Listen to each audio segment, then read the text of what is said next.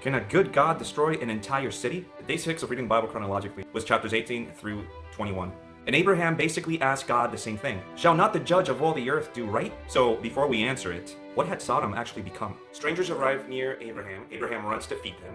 Two strangers arrive in Sodom. The men of the city surround Lot's house, demanding that he hand them over so they can gang rape them. Same vulnerable stranger. One response says, "Let me serve you." The other says, "I can use you." So then you might ask, okay, well, but couldn't God show mercy? Abraham asked that too. What if there are 50 righteous people? God says he'll spare the city.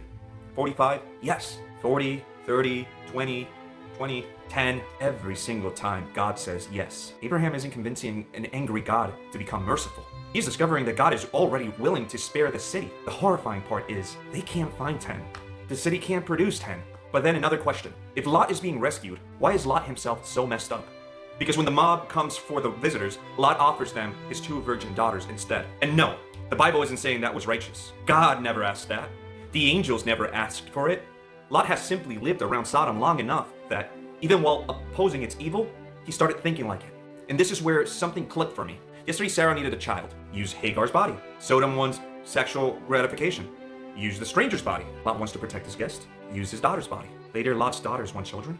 They get their father drunk so he cannot consent and use his body.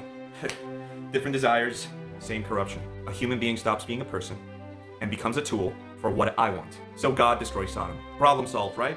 No. Because Lot escapes Sodom, and Sodom escapes inside Lot's family. The city burns, the way of thinking survives, which is the same thing we saw with the flood. You can destroy a wicked environment. That does not automatically create a righteous human heart. Then Abraham comes back into the story. The same man who asked whether God would do what is right lies about Sarah being his wife. Again.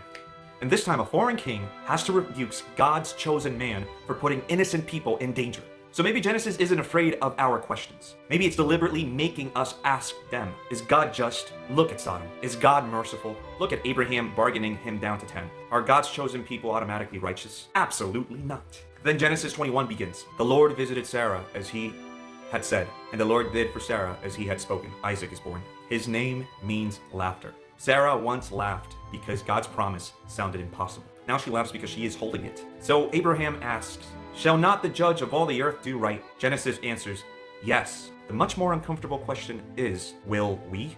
And somehow through people who repeatedly don't, God still does exactly what he said. Hey, if you want the full reflection, I write through each day's reading in much more depth on my Substack.